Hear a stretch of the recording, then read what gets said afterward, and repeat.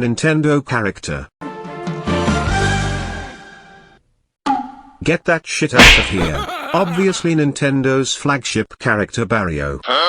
He first appeared in the 1992 game Super Mario Land 2 as a final boss to Mr. Mario himself. You can see him right there. It's Wario. Wario has then gone on to feature in multiple games such as his own jumper games, scooter games, and sports games like Super Mario Smash the Ball games. Sometimes he might even do doubles with his partner Baluigi. Excuse me, I said Baluigi, Baluigi, Baluigi, Baluigi, Baluigi, Baluigi. But one of Wario's own series is the WarioWare series, which features an array of characters with lots of personality. Having you face hundreds of microgames randomly under time pressure, they get more difficult the longer you survive, sometimes having you do a boss microgame at the end of each stage. The game however only ends when you lose so many lives and your high score is recorded for future replays. Let's take a look at Wario's latest game trailer.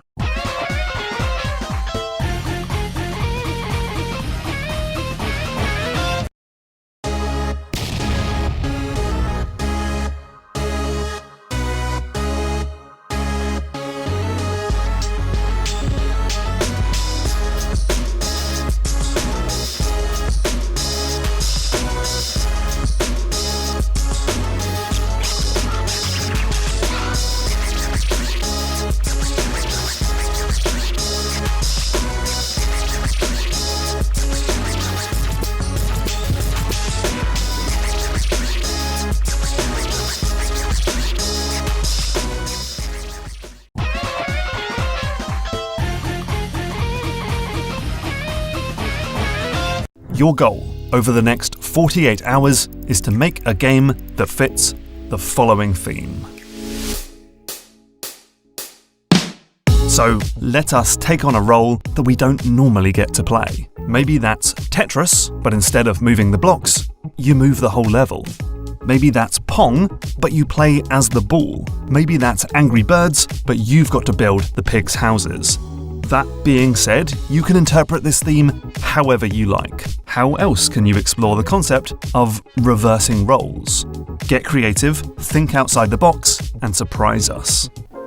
I was over the moon about this theme. There are so many possibilities that could come from it. My strategy normally is to look for different definitions of the theme word, but this time I was unhinged, filled with too much excitement. I spread all of my physical games across the lounge floor, began looking at the cases as a thought experiment of what each of them would be like if I reversed the roles.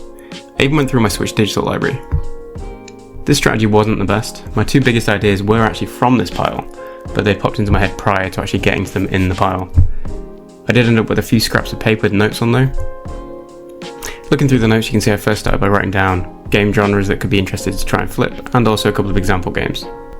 On the sheet, we have an on-rails game, a platformer, a Zelda-like, a survival game, a Metroidvania game, Fire Emblem type game, clicker games, mining games, sports games, an Overcooked type of game. Continuing on, we have the idea for a game where you play as the UI and move buttons to where they press. I actually saw someone make a similar game to this. My idea was about pressing movement controls, but someone made a really cool game where you have to move the keyboard so that the person types out a certain phrase. We also have a platformer, but you control gravity instead, so a bit like but an auto runner. You can see this sketch showing up and down gravity, I guess. I don't know what this is. We've also got other inspirations listed, so Earthbound, Punch-Out, Harvest Moon, Bomberman. The Bomberman was interesting. It was Bomberman, but you choose the bombs.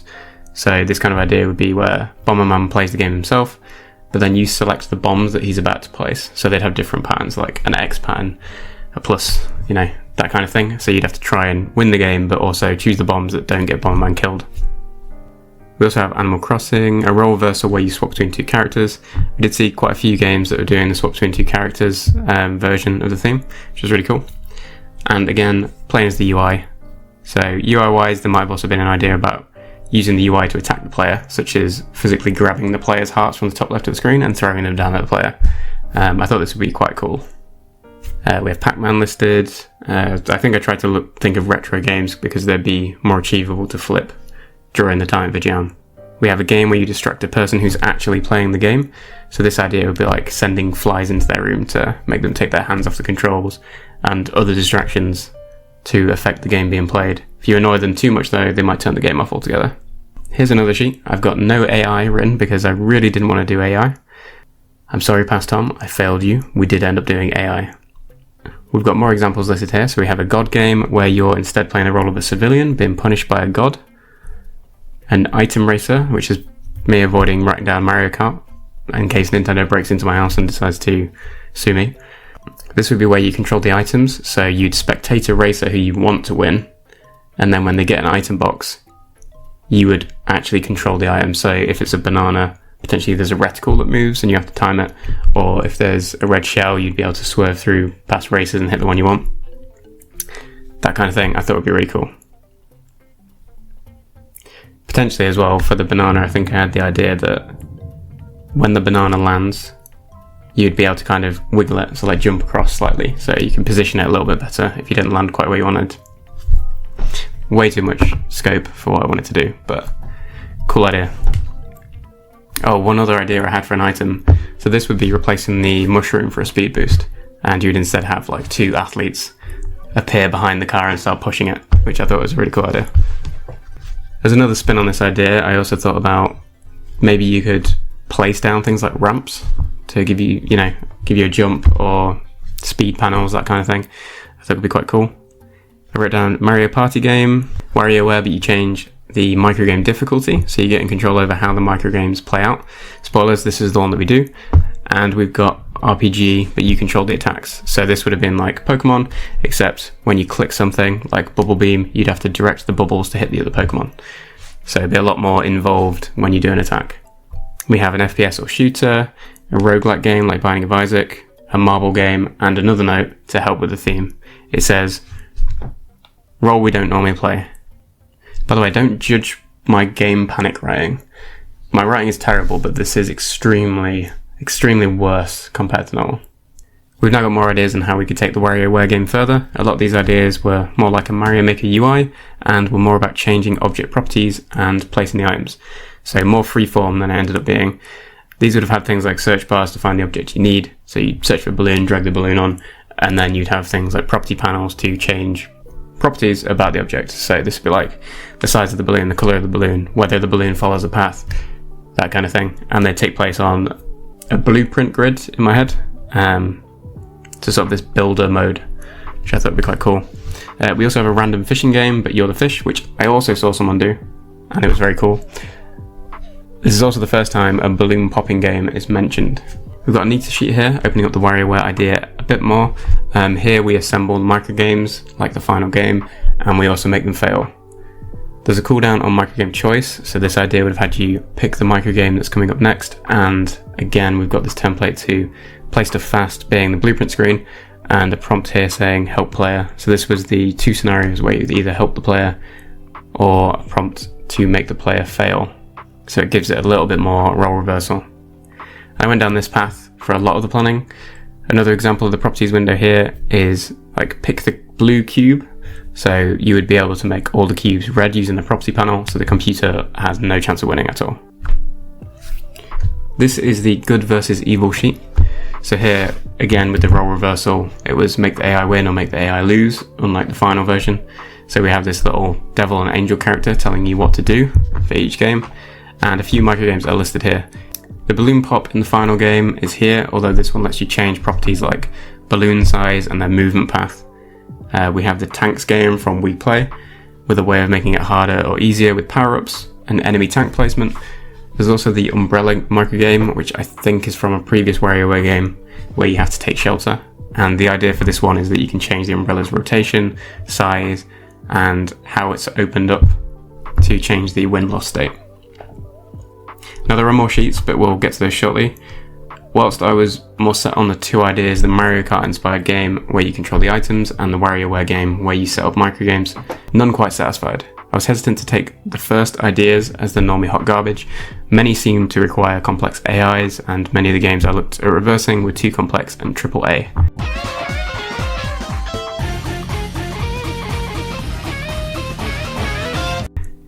I decided to create a rough Unity project for the WarioWare style game theme, just in case I could find the motivation. I drew some balloons, a mock UI, created a mouse that would click and destroy the balloons automatically, and I went to sleep telling myself I'd sleep on it with little confidence, anything would come from it. My only hope of not dropping out of the jam was the fact I'd booked holiday off work and people knew that I'd be participating, and I didn't want to let them down or myself down. If I couldn't force myself to do it when I specifically planned a day off for it, would I ever be able to push through on a project again? I woke up, I solved my problem, kind of. I'd thought of a game that worked both ways, so moving balloons and popping balloons. No complex object properties that would be too much to do in 5 seconds, just quick microgame-like setups where a timer ticks down for you to change the setup. The game would be scoped to make the AI fail and never making them win. I came up with a few more microgames as thought experiments. You can see them on the sheet here. Here we have the first reference to the Grandma Crossing the Road game, where you control the cars to knock her down. We've got Pop 5 Balloons. This next one didn't make it into the game, but it would have you trying to shut a computer down that's infected with malware. So you'd be making pop-ups appear on the computer to obstruct the mouse that's trying to click the Windows menu and shut down. And here we have putting trash in bins. So I think this was like a paper toss into a bin, but you could angle fans to try and stop the paper making it into the bin. Another minigame here is the classic put shapes into a hole game, where you could time clicking the shape to change it into a different shape, and this would try and make the AI fail. The AI would be able to cycle back through shapes to fix it, so it'd be about timing it so they commit to pushing the shape through as it changes. There's a note here saying Gmod Death Run. I think this was a bit of an inspiration. So in Gmod Death Run, a person activates a trap when a player goes past it, and normally they can only activate a trap once, so they have to time it, and the players on the other team can bait them to thinking they're going to move and activating the trap early as an accident. This kind of fits the style of this game. In a few microgames such as the car game, you're predicting when the AI will cross, and the difference being you're going in blind. I've got Asteroids as another minigame that didn't make it. In this game, the AI would play asteroids, and you click buttons that determine when and what angle the asteroids are coming from. Destroy the AI to win. There's a sketch of it on this other sheet here. You can see the grid around the game.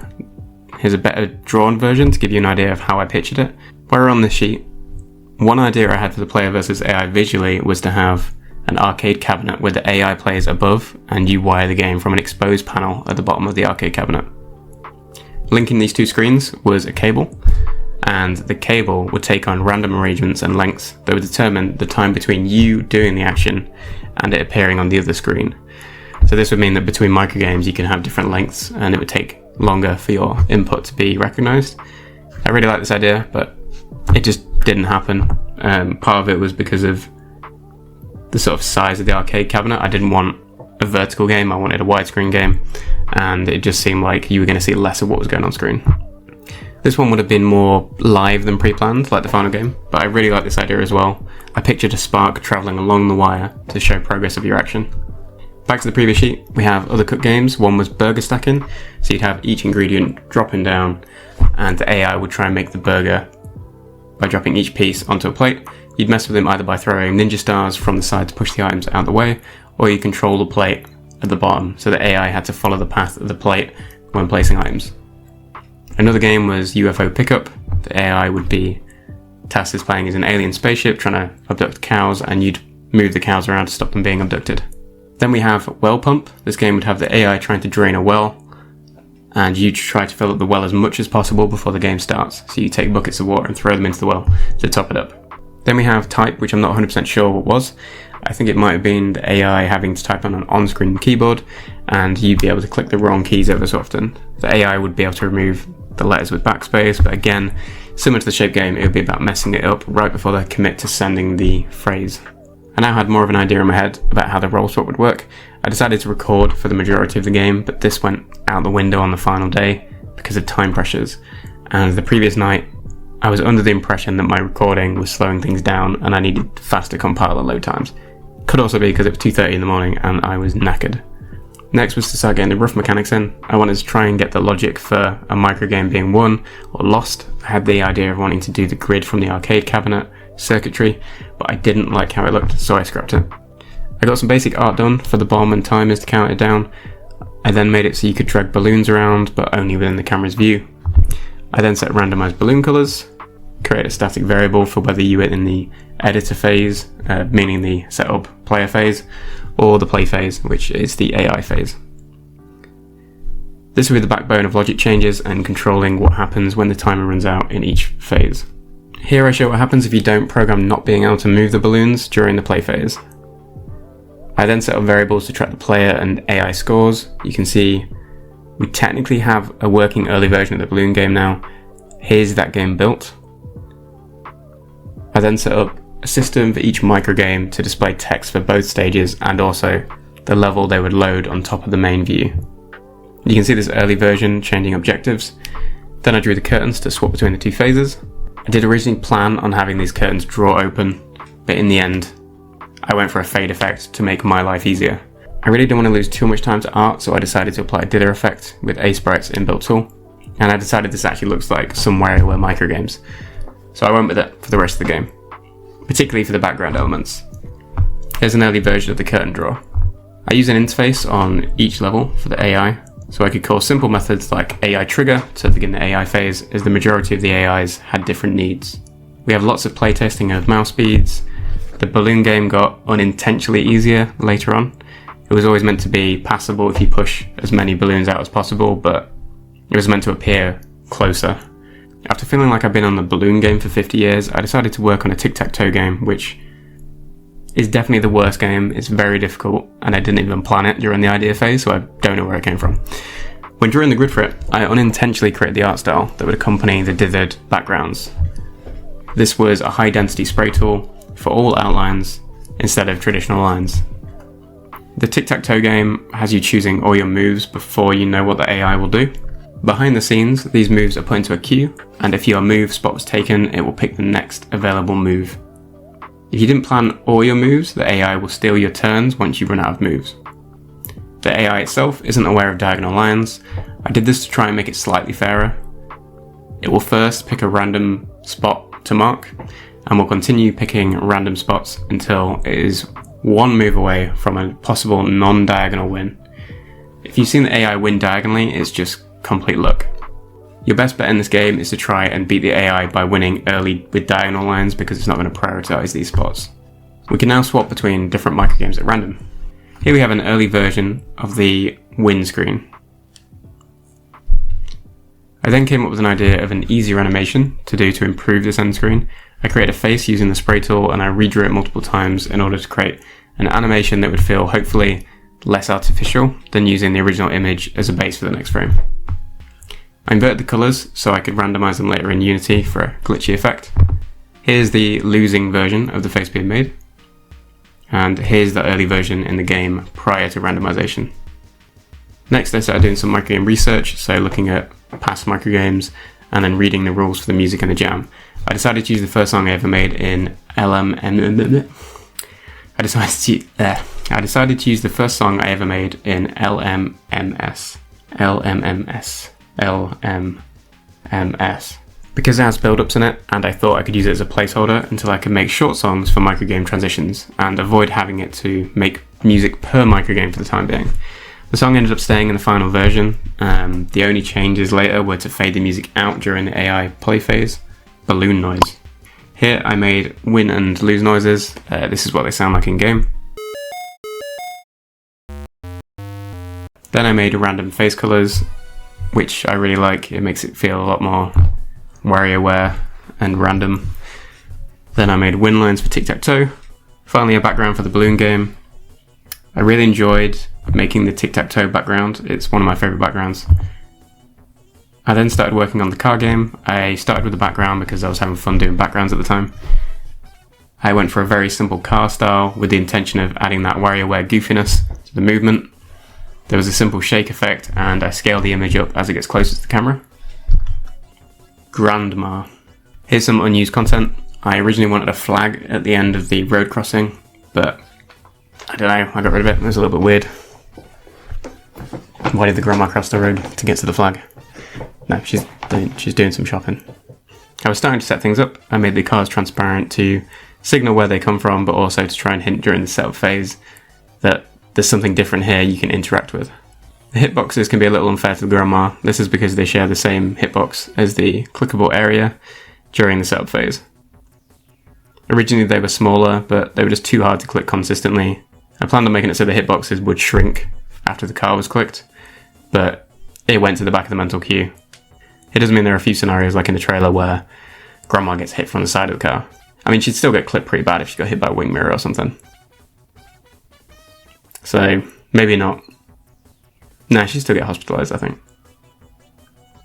Don't test it. Here we start to record the time it took the player to click each car, so that same time can be applied to the car in play mode as to when to send it out. I added a click effect to the mouse. This goes a little crazy on later microgames where the AI is meant to hold things down. Time for the ninja game. I've always wanted to do things with sprite masks.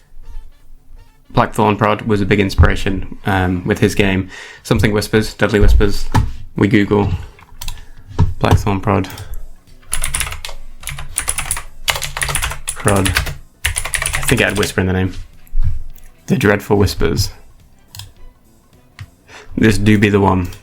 So yeah, Blackthorn Prod's The Deadly Whispers inspired me using sprite masks because I thought it was really cool. I remember it in his trailer. So I finally decided to try it for this microgame. I used the ninja sprite from the most recent Hold the Throne update. The ninja can now be found. Later on I added an animation, which again was from Hold the Throne, where the ninja disappears when he's spotted. I made the hitbox smaller than the spotlight, so there's the potential that there would be this fun moment where the ninja's barely visible, but the AI misses it, and you survive because you're super lucky. So I don't know if anyone had that, where they can just barely see their ninja, and yet they survive, but I wanted that moment to happen for someone. Time for a background. I made it too complicated and added like a river and all these other bits, and decided to just make a simple grass background. I decided to start testing WebGL early so it didn't grief me at the end like it has done before. At this point, we still have about 20 hours left. We get an error due to compression settings. I had to use Chrome Inspect so I could actually read the message because it was off screen. WebGL testing and screen resolution testing goes on for a good long time. It's around this time that I also realised that certain larger resolutions actually make the game easier because of travel time for the AI. It uses world space instead of screen space. So, further the camera back is... That was a weird sentence. The further the camera is back, the easier the game is because you can move the balloons further.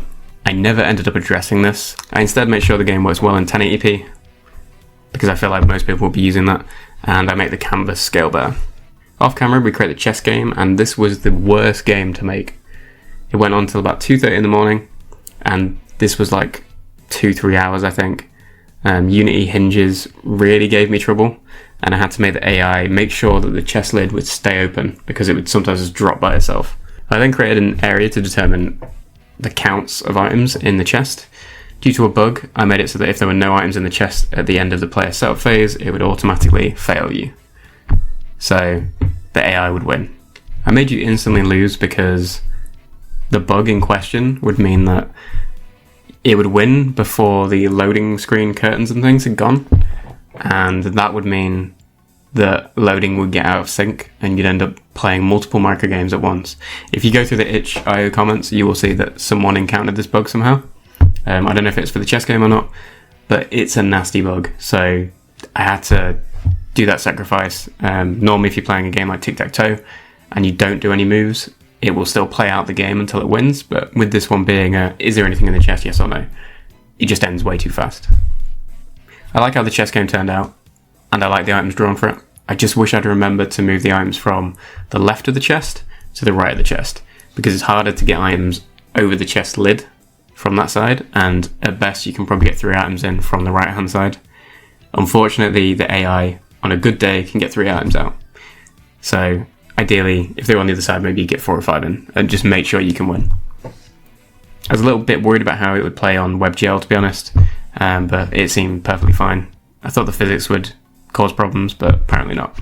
I woke up about 9:30 and I realised I had no game name, no win-lose screen, no menus, and no tutorial. Shit. I decided to play all in on the WarioWare influence, and so I created Wario. In my head, it meant budget Wario. I thought I'd just plaster him on the main menu after I created him. I made him bob up and down to make the menu more lively. A lot of messing around and eyeballs popping out of skulls. I finally got the eyes to track the mouse. This was reduced in the final game because the pupils would just be just outside of the eye, or you would maximize the screen and then the pupils would appear in the bottom left. And seeing Wario without pupils is very, very creepy. It will stop you from sleeping at night.